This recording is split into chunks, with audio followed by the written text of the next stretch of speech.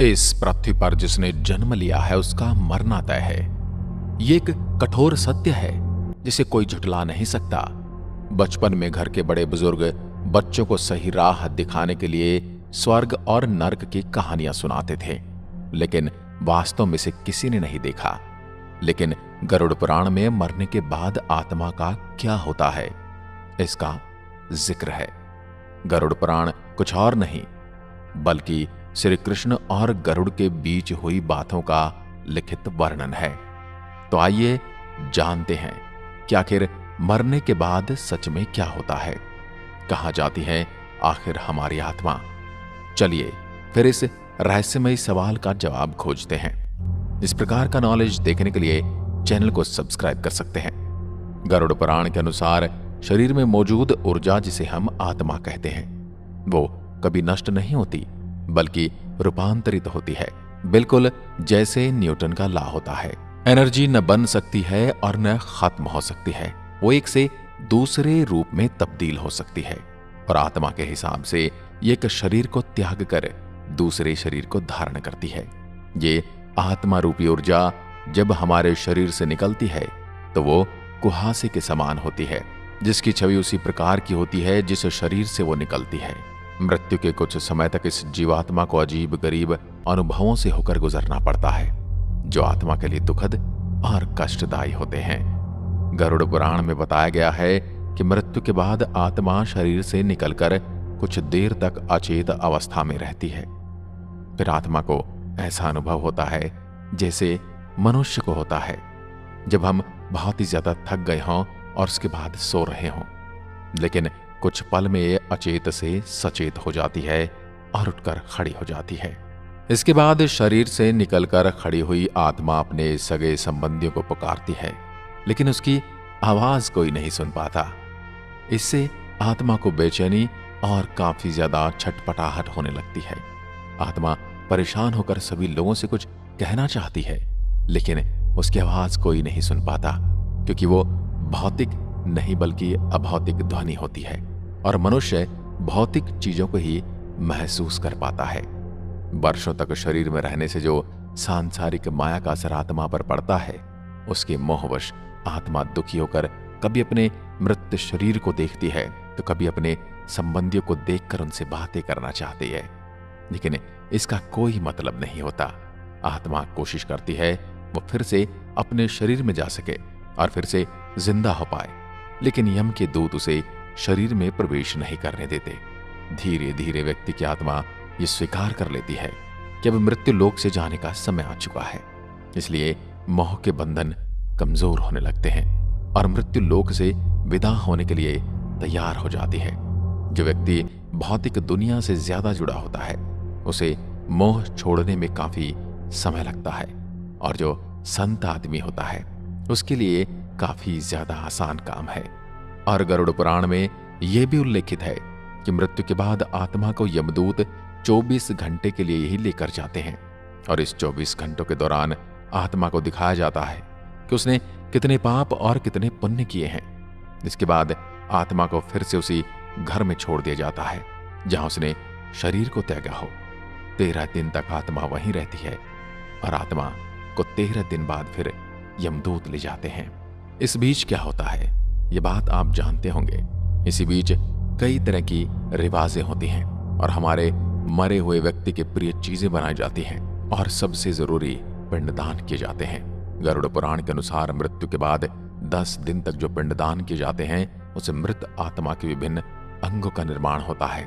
11 और 12 दिन के पिंडदान से शरीर पर मांस और त्वचा का निर्माण होता है, और फिर 13 दिन मृतक के नाम से जो पिंडदान किया जाता है उससे ही वो यमलोक तक की यात्रा करता है। पिंडदान से आत्मा को बल मिलता है और वो अपने पैरों पर चलकर मृत्युलोक से यमलोक तक की यात्रा पूरी कर पाता है। और मित्रों, आत्मा को मृत्युलोक से यमलोक पहुंचने में 1 साल का समय लग सकता है, यानी 12 महीने। हालांकि ये सब के लिए अलग अलग होता है। जिसने जितना पाप और पुण्य किया होता है उसी हिसाब से ये अलग अलग समय लगता है। ज्यादा पापी को ज्यादा समय लगता है और ज्यादा पीड़ा उठानी पड़ती है, और पुण्य करने वाले को यह पीड़ा थोड़ी कम होती है। दोस्तों, माना जाता है कि परिजनों द्वारा 13 दिनों में जो पिंडदान किए जाते हैं वो 1 वर्ष तक मृत आत्मा को भोजन के रूप में प्राप्त होता है। और साथ ही ये भी माना गया है कि 13वें के दिन कम से कम 13 ब्राह्मणों को भोजन कराने से आत्मा को प्रेत योनि से मुक्ति मिलती है। वहीं जिस आत्मा के नाम से पिंडदान नहीं किया जाता उसे 13वें दिन यमदूत जबरदस्ती घसीटते हुए यमलोक लेकर जाते हैं। ऐसी में यात्रा के दौरान आत्मा को काफी ज्यादा तकलीफ होती है और वो इसका कुछ भी नहीं कर सकती। इसलिए मृतक की आत्मा की शांति के लिए 13वीं का पिंडदान अति आवश्यक माना गया है। गरुड़ पुराण के अनुसार जब भी किसी मनुष्य की मृत्यु होती है और आत्मा शरीर को त्याग कर यात्रा आरंभ करती है, इस दौरान उसे 3 प्रकार के मार्ग मिलते हैं, जो अर्ची मार्ग, दम मार्ग और उत्पत्ति विनाश मार्ग। अर्ची मार्ग ब्रह्मलोक और देवलोक की यात्रा के लिए होता है, वहीं धूम मार्ग पितृलोक की यात्रा के लिए जाता है और उत्पत्ति विनाश मार्ग नरक की यात्रा के लिए। हालांकि किसी भी मार्ग से गई हुई आत्मा को कुछ वक्त बाद भिन्न भिन्न लोक में रहने के बाद फिर से मृत्यु लोक में आना ही पड़ता है। दोस्तों, गरुड़ पुराण के अलावा यजुर्वेद में कहा गया है कि शरीर छोड़ने के पश्चात जिन्होंने तप और ध्यान किया हो वो ब्रह्मलोक चले जाते हैं, अर्थात ब्रह्मलीन हो जाते हैं। कुछ सत्कर्म करने वाले भक्तजन स्वर्ग जाते हैं, अर्थात वे देव बन जाते हैं, और राक्षसी कर्म करने वाले मनुष्य प्रेत योनि में अनंत काल तक भटकते रहते हैं और कुछ साल पूर्व धरती पर जन्म ले लेते हैं।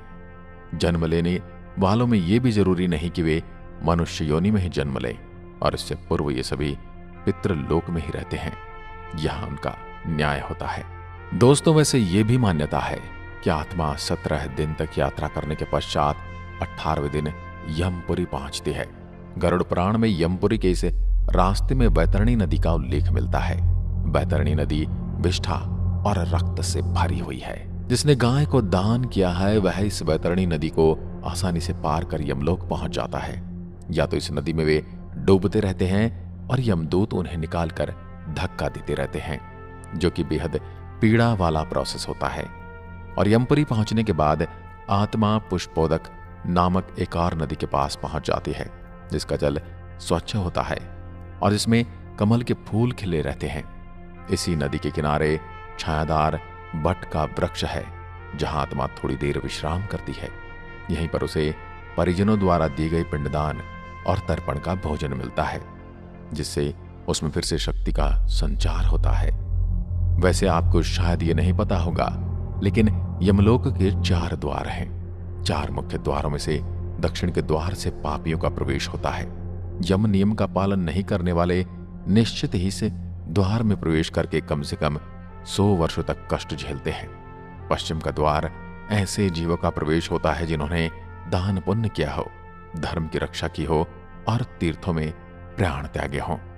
उत्तर के द्वार से वही आत्मा प्रवेश करती है जिसने जीवन में माता पिता की खूब सेवा की हो, हमेशा सत्य बोलता रहा हो और हमेशा मन वचन कर्म से अहिंसक हो।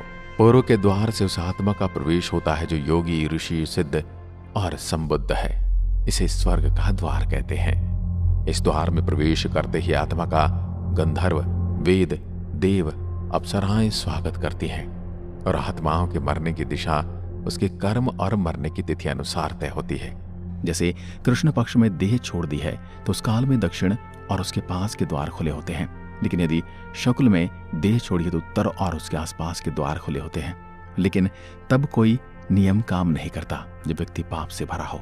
शुक्ल में मरकर भी वह दक्षिण दिशा में ही गमन करेगा। इसके अलावा उत्तरायण और दक्षिणायन सबसे ज्यादा महत्व वाले होते हैं।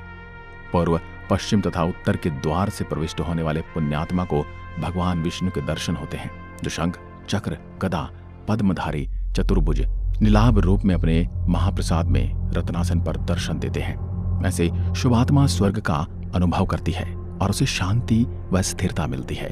स्वर्ग में रहने के पश्चात वह किसी अच्छे समय में फिर से अच्छे कुल और स्थान में जन्म लेती है। दक्षिणायन में मरने वाले जो लोग पापी और अधर्मी हैं, जिन्होंने जीवन भर शराब, मांस और स्त्रीगमन के अलावा कुछ नहीं किया, जिन्होंने धर्म का अपमान किया और जिन्होंने कभी भी धर्म के लिए पुण्य का कोई कार्य नहीं किया, वे मरने के बाद स्वतः ही दक्षिण दिशा की ओर खींच लिए जाते हैं। ऐसे पापियों को सबसे पहले तप्त लोह द्वार तथा पूय शोणित एवं क्रूर पशुओं से पूर्ण बैतरणी नदी पार करनी होती है। नदी पार करने के बाद यमदूत उपस्थित मिलते हैं। यमराज हमसे सदा शुभ कर्म की आशा करते हैं, लेकिन जब कोई ऐसा नहीं कर पाता है तो भयानक दंड द्वारा जीव को शुद्र करना ही इनके लोक का मुख्य कार्य है। ऐसी आत्माओं को यमराज नरक में भेज देते हैं। आज के इस वीडियो में बस इतना ही।